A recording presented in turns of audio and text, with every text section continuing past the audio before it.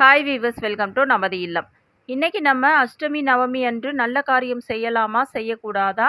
கிருஷ்ணர் அவதரித்த அஷ்டமி, ஸ்ரீராமர் அவதரித்த நவமி நல்லதா கெட்டதா அப்படின்றத பற்றி தான் பார்க்க போகிறோம். ஒவ்வொரு மாதமும் தேய்பிறை அஷ்டமி, வளர்பிறை அஷ்டமி அப்படின்னு 2 அஷ்டமி திதிகள் வரும். அஷ்டமியோடு நவமி அடுத்த நாள் வரும். அஷ்டமி, நவமி இந்த 2 திதியிலும் எந்த ஒரு சுப காரியங்களும் செய்யக்கூடாது அப்படின்னு சாஸ்திரங்களிலும் நமது முன்னோர்களும் சொல்லி இருக்கிறாங்க. ஒரு சிலர் கேட்பாங்க, ஸ்ரீராமர் அவதரித்தது இந்த நவமி திதியில தான், ஸ்ரீ கிருஷ்ணர் அவதரித்தது இந்த அஷ்டமி திதியில தான். இறைவனே பிறந்த அந்த திதி அன்னைக்கு ஏன் நம்ம நல்ல காரியங்கள் செய்யக்கூடாது அப்படின்னு நிறைய பேர் கேட்பாங்க.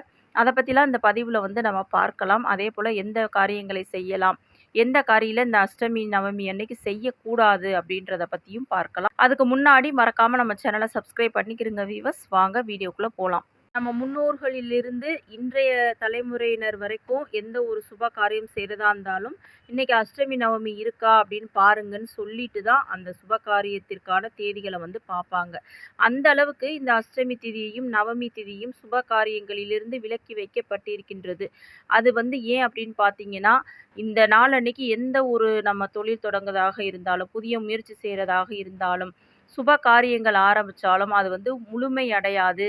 அது ஏதாவது வெற்றியில் முடியாது. நம்ம பிடிச்ச மாதிரி அது அமையாது. தடங்கள், தடை ஏற்படும். அதே போல் இழுபறியாக இழுத்து கொண்டே போகும். அப்படின்றதுனால அன்னைக்கு எந்த ஒரு சுப காரியங்களுமே செய்ய மாட்டாங்க. இது சாஸ்திரங்களிலும் நம்ம சொன்ன மாதிரி சொல்லியிருக்கு. முன்னோர்களும் இதை சொல்லியிருக்காங்க.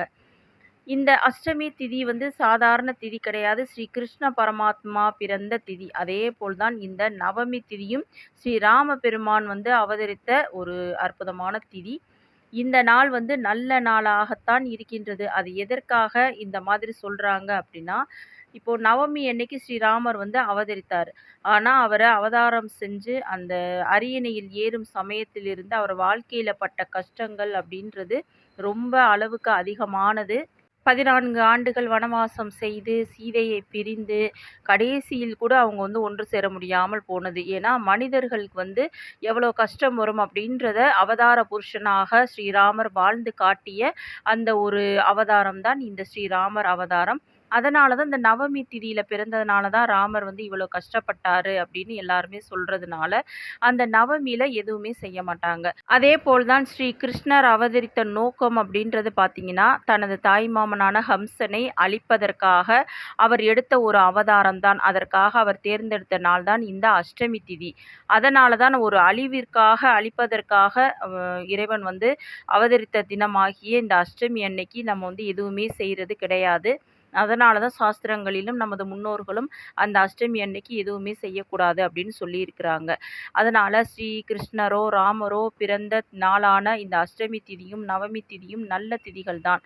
ஆனால் அவங்க பிறந்த நோக்கங்கள் அந்த ஒரு காரணங்களுக்காகத்தான் அந்த திதியில சுப காரியங்களை மட்டும் தவிர்த்திருக்கின்றார்கள். மற்றபடி அந்த திதியில நீங்கள் கண்டிப்பாக தெய்வ காரியங்கள் நிறைய செய்யலாம்.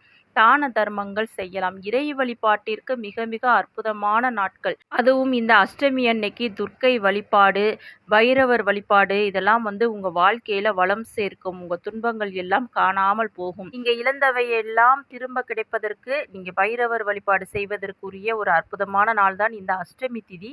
கண்டிப்பா இன்னைக்கு பைரவரையும் துர்க்கையையும் நீங்க வழிபடும் பொழுது உங்க வாழ்க்கை ஒரு நல்ல மகிழ்ச்சியான நிம்மதியான வாழ்க்கையாக மாறும். எதிரிகள் இல்லாத வாழ்க்கையாக மாறும்.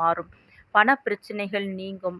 பல்வேறு தோஷங்கள் நீங்கும். அதனால தெய்வீக காரியங்களுக்கும் பரிகாரங்கள் செய்வதற்கும் தான தர்மங்கள் செய்வதற்கும் இறை வழிபாட்டிற்கும் இந்த அஷ்டமி நவமி திதி அப்படின்றது ரொம்ப ரொம்ப ஒரு நல்ல திதியாக சொல்லப்படுகின்றது. அதனால நம்ம சுப காரியங்கள் தான் செய்யக்கூடாதே தவிர மற்றபடி தெய்வ காரியங்கள் நீங்க செய்யலாம். இறை வழிபாடு செய்யலாம். அஷ்டமி அன்னைக்கு விரதம் இருந்து பைரவரை தொடர்ந்து நீங்க வழிபட்டுக்கிட்டே வந்தீங்கன்னா உங்க வாழ்க்கையில பல்வேறு நல்ல ஒரு பலன்கள் உங்களுக்கு கிடைக்கும். எதிரிகளே இல்லாத வாழ்க்கை உங்களுக்கு கிடைக்கும். நோய் நொடிகள் நீங்கும். தீய சக்திகளின் தொந்தரவு நீங்கும். அதே போல திருமண தடைகள், குழந்தை இல்லாமல் இருப்பவங்க நீங்க துர்க்கையை இந்த அஷ்டமி நாள்ல நீங்க தீபம் ஏற்றி எலுமிச்சப்பழ தீபம் ஏற்றி வழிபட்டீங்க அப்படின்னா கண்டிப்பா உங்களுக்கு விரைவிலேயே அந்த திருமண பாக்கியம், குழந்தை பாக்கியம் கண்டிப்பாக கிடைக்கும். இந்த மாதிரி நீங்க இந்த அஷ்டமி அன்னைக்கு இறை வழிபாடு, தெய்வ காரியங்கள் இதெல்லாம் வந்து செய்யலாம். அதேபோல நீங்க சுப காரியங்கள் வந்து செய்வதை தவிர்த்துப்பது ரொம்ப ரொம்ப நல்லது. இப்போ வந்து உங்களுக்கு புரிஞ்சிருக்கும். அஷ்டமி, நவமி திதி வந்து கெட்ட திதிகள் கிடையாது. சுப காரியங்கள் மட்டுமே அந்த வந்து நம்ம செய்யாமல் இருப்பது நல்லது. மற்றபடி தெய்வ காரியங்களுக்கு, தெய்வங்களை வழிபடுவதற்கு ஒரு அற்புதமான நாட்கள், அற்புதமான திதிகள் வந்து இந்த அஷ்டமியும், நவமியும். அதனால நீங்க வந்து கண்டிப்பா இன்றைய தினம் பைரவரை வழிபடுங்க, துர்க்கையை வழிபடுங்க. நிச்சயமா உங்க வாழ்க்கையில முன்னேற்றம் கண்டிப்பாக கிடைக்கும். ஸ்ரீராமரும், ஸ்ரீ கிருஷ்ணரும் அவதரித்த இந்த திதிகள் வந்து ரொம்ப ரொம்ப நல்ல திதிகள் தான். அன்றைய தினம் கண்டிப்பா நீங்க வந்து தெய்வீக காரியங்கள் நிறைய செய்யுங்க. நிச்சயம் அந்த பலன் வந்து பல மடங்கு உங்களுக்கு வந்து உங்களுக்கும், உங்க தலைமுறைக்கும் கிடைக்கும். இது மாதிரி பல பயனுள்ள தகவல்களை தெரிந்து கொள்ள மறக்காம நம்ம சேனல சப்ஸ்கிரைப் பண்ணிக்கிறங்க வீவர்ஸ். Thank you.